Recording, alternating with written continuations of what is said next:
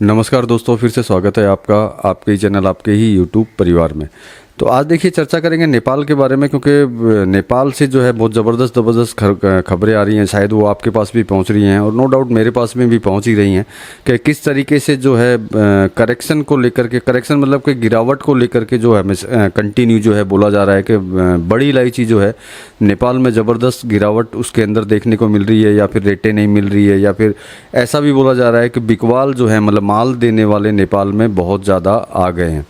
तो चलिए दोस्तों इसके ऊपर चर्चा करेंगे, लेकिन चैनल पर नए हैं तो वीडियो को लाइक और चैनल को सब्सक्राइब जरूर कर लीजिएगा। लगता हो शेयर का लायक है तो शेयर करना बिल्कुल भी मत भूलिएगा। तो देखिए सबसे पहली बात करते हैं फसल को लेकर के ही कि भाई फसल कैसी है, क्योंकि फसल की अगर बात नहीं करेंगे तो हम लोगों को पता भी नहीं चलेगा कि भाई वहाँ क्या होने वाला है क्या नहीं होने वाला है। तो देखिए फसल की अगर बात करते हैं तो आप सब लोगों को पता है कि फरवरी के महीने तक जो है फसल पूरी की पूरी ख़राब थी। उसके बाद में जो है थोड़ी बहुत बारिश हुई, वहाँ पे बारिश होने से जो मरे हुए जो पौधे मर चुके थे वो तो वापस नहीं आए, लेकिन जो बचे हुए पौधे थे वो थोड़े बहुत वहाँ बच गए।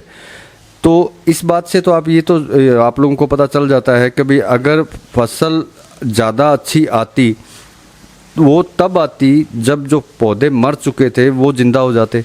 जो पौधे मर चुके थे वो तो ज़िंदा हो नहीं सकते। और सबसे बड़ी बात है कि जिनके पौधे मरे थे, जिनके फसल ख़राब हुई थी, जिनके पौधे ख़राब हुए थे, उन्हीं की फसल जो है 2 महीने में तैयार हो गई है। ये एक विचारणीय बात है नेपाल की तरफ से कि भाई जो लोग ये खुद ही ये बात बोल रहे थे कि भाई फसल जो है पूरी डैमेज हो चुकी है, ख़त्म हो चुकी है और पौधे जो है मोटा मोटी सारे के सारे मर चुके हैं। जब वो पौधे मर चुके थे तो सिर्फ 2 महीने के दरमियान के अंदर जो है वो फसल वापस कैसे आ गई और वापस जो है पैदा कैसे होगी, और उसमें से बहुत ज़्यादा तादाद के अंदर फसल आई कैसे, मतलब कि माल निकला कैसे। तो देखिए सबसे बड़ी बात कर लेते हैं कि बहुत लोगों को नहीं पता होगा कि माल कब आएगा। तो माल आने की अगर बात करते हैं तो अक्टूबर नवंबर में माल आएगा, और जिनकी फसलें ख़राब थी उनका 2 महीने में माल तैयार हुआ है। तो ये दोनों चीज़ें अलग अलग है। दोनों पे अगर आप विचार करेंगे तो आपको पता चल जाएगा कि एज पर एक्चुअल है क्या और एज पर एक्चुअल नहीं क्या है भी क्या और नहीं क्या है। क्योंकि 2 महीने पहले तक जिनकी फसलें ख़त्म थी, अभी 2 महीने बाद में उनकी फसलें भी अच्छी हो चुकी है। और सेकंड बात जो है ज़बरदस्त जो है नेपाल के अंदर गिरावट भी जारी हो चुकी है। अब गिरावट की बात कर लेते हैं, हम उनकी बात मान लेते हैं कि जो नेपाल के अंदर जो है गिरावट ज़बरदस्त आ चुकी है। मान लेते हैं गिरावट आ चुकी है 86, 87, 88 हज़ार जो भी रेट बोलते हैं, जो उनकी मन की बात है वो हो चुकी है। तो उन रेटों में माल का है, मतलब रेट है माल नहीं है। तो इसका क्या मतलब हुआ? इसका तो कोई मतलब भी नहीं हुआ, क्योंकि आप मेरे को अगर 20,000 भी बोलते हैं कि 20,000 हो चुकी है तो उस 20,000 में माल होना चाहिए कि भाई हाँ 20,000 में आपको माल मिलेगा। रेट जो भी रेट वो बोलते हैं उन रेटों में किसी तरह का कोई माल जो है अवेलेबल नहीं है। मैं देखिए अपनी पूरी स्टडी करता हूँ, सिर्फ एक बंदे के कहने से या एक बंदे से बात करने से मैं कभी भी आप लोगों तक कोई खबर नहीं पहुँचाता हूँ। जब इस तरह की खबर होती है तो मैं कम से कम 10 से 15 लोगों से अलग अलग जगह पे बात करता हूँ पूरे नेपाल के अंदर, उसके बाद में जाकर के आपको ये खबर देता हूँ कि हाँ भी एज पर एक्चुअल क्या है। तो आज अगर कोई 86,000, 87,000, 88,000 भी बोलता है तो कोई फ़र्क नहीं पड़ता दोस्तों, किसी तरह का कोई फ़र्क नहीं पड़ता, क्योंकि माल देने वाला कोई नहीं है। जो ये बात बोलते हैं बिकवाल है। और जो मेरे भाई व्यापारी भाई जो हैं, जो बड़ी इलायची का जो लंबा काम करते हैं, कोई उनको अगर बोलता हो कि 80, 85, 86 हज़ार में माल मिल रहा हो तो बिल्कुल भी मत रुकिएगा, माल ले लीजिएगा। क्योंकि इस रेट के अंदर माल मिलना बहुत मुश्किल है। बोलना बड़ा आसान होगा कि मेरे पास माल है, आप मेरे से ले जाइए। और मोस्टली इसके अंदर वही बोलेगा जिसके पास 100-200 बैग रहते हैं। अगर जो बड़ा व्यापारी जो होगा वो ये कभी नहीं बोलेगा कि इस तरह की रेट हो चुकी है या इस तरह की रेट है या फिर कोई ज़बरदस्त फसल इसके अंदर आ चुकी है। क्योंकि फसल के बारे में कुछ सेकंड पहले ही बोला कि 2 महीने में फसल नहीं बनती।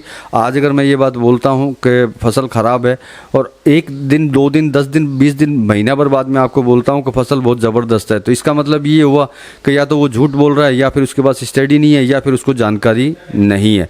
क्योंकि बिना जानकारी के बिना हाथ पांव की बात करना इसका मतलब कि बिल्कुल ही गलत बात होगी। गलत क्या, महागलत बात होगी। क्योंकि वो उसका कारण एक ही हो सकता है जो मेरी समझ के अंदर आता है, या तो उनके पास माल नहीं होगा या फिर माल नहीं होने के बाद में उनको दोबारा माल चाहिए। इसकी वजह से वो जो है इस तरीके से कर रहे हैं। जैसे कुछ समय पहले आपने देखा था कि ग्वालियर से सेम इस तरह की बातें उठी थी, जिसके अंदर ये बोला गया था कि ज़बरदस्त फसल हो चुकी है, भाव भयंकर गिर जाएंगे, ये हो जाएंगे, तो क्या भाव गिरे? आप एक बार विचार कर लीजिएगा कि वो जो खबर फैली थी, ये आप लोगों को भी अच्छी तरह पता होगा कहाँ से फैली थी, किस तरीके से जो है वीडियो को, फोटो को बिल्कुल रोल आउट किया गया था, जगह जगह पे, जगह जगह के बड़े बड़े ग्रुप्स के अंदर छोड़ा गया था कि जो रेटें जो हैं ज़बरदस्त तरीके से गिर जाएगी, क्योंकि नेपाल में फसल बहुत ज़बरदस्त तरीके से आई है या आने वाली है। तो देखिए उस टाइम में भी फैलाया गया था, तब भी इसका कोई असर नहीं आया था बाज़ार में। आज बाज़ार जो है नो डाउट स्टैंडी चल रहा है, मार्केट में जो है बिकवाली कम है। कारण कि देखिए प्रेजेंट टाइम में क्योंकि मैं सबसे बड़ी चीज़ आपको बोल देता हूँ, बड़ी इलायची एक वो आइटम नहीं है जो हर रोज़ ज़बरदस्त इसकी सेल रहे, क्योंकि एक इंडस्ट्रियल यूज की चीज़ है ये। इंडस्ट्रियल यूज में जो है कभी बिक्री जो है ज़बरदस्त तेज़ रहती है, तो कभी बिल्कुल साइलेंट हो जाती है। तो इसकी वजह से जो है प्रेजेंट टाइम में स्टैंडी चल रहा है, साइलेंट चल रहा है, शांत चल रहा है। इसका मतलब ये नहीं है कि इसके अंदर कमज़ोरी है।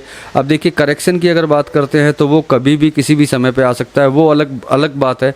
लेकिन जिस तरीके से इसको गिराने की कोशिश की जाती है बड़ी इलायची को, वो तारीफ़ काबिल होता है। क्योंकि पहले सिर्फ ग्वालियर को मैं बोलता था कि ग्वालियर की तरफ से रेट गिराने की कोशिश हो रही है, अब कोशिश नेपाल की तरफ से हो रही है कि इसकी रेटों को गिराया जाए।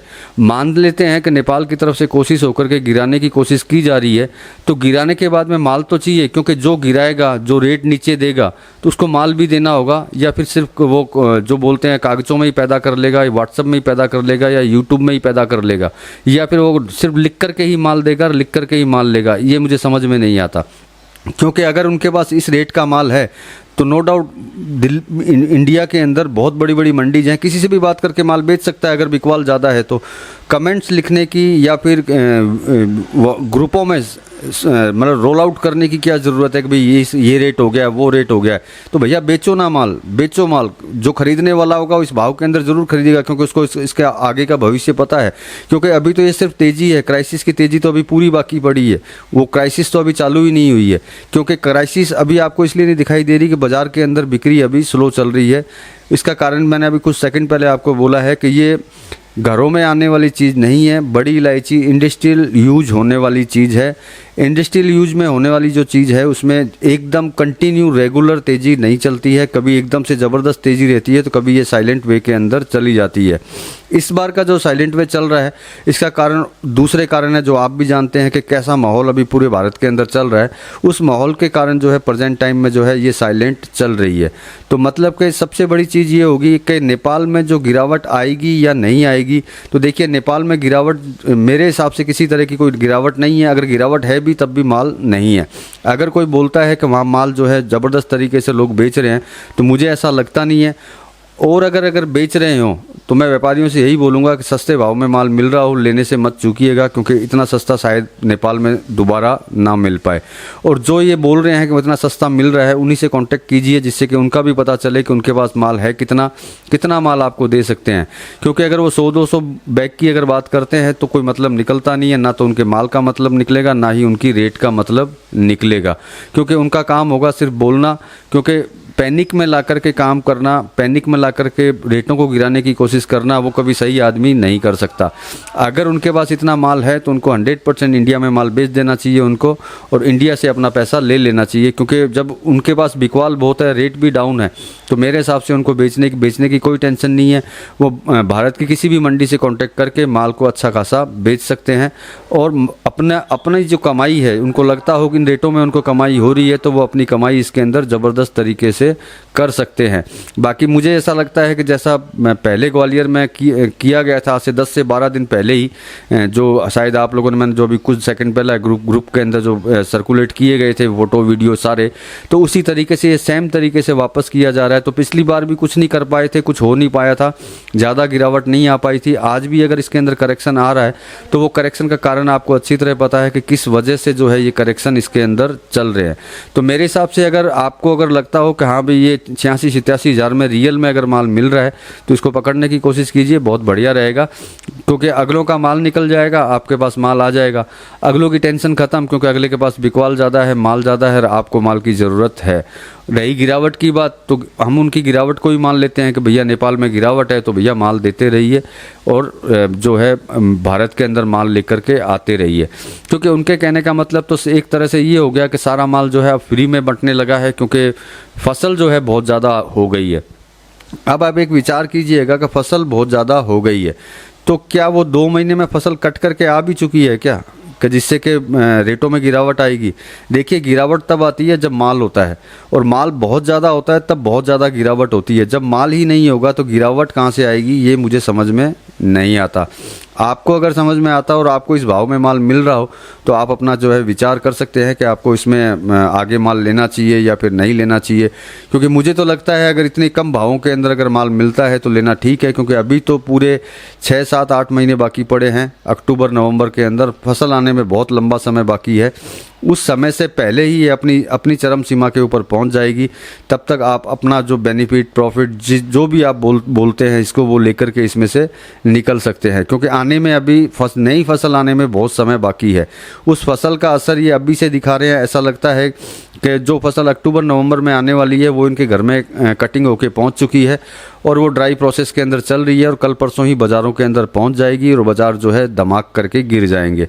तो अब ये विचारणीय बात है, आप अपने हिसाब से विचार कर सकते हैं। मेरे को जो विचार आता है, जो मुझे सही लगता है, जो मेरी स्टडी होती है, जो मैं लोगों से बात करता हूँ, जो एक्चुअल ग्राउंड रिपोर्ट होती है, वो मैं आप तक पहुँचाने की कोशिश करता हूँ, जिससे कि आपको एक्चुअल ध्यान रहे कि आगे क्या हो रहा है और क्या नहीं हो रहा है।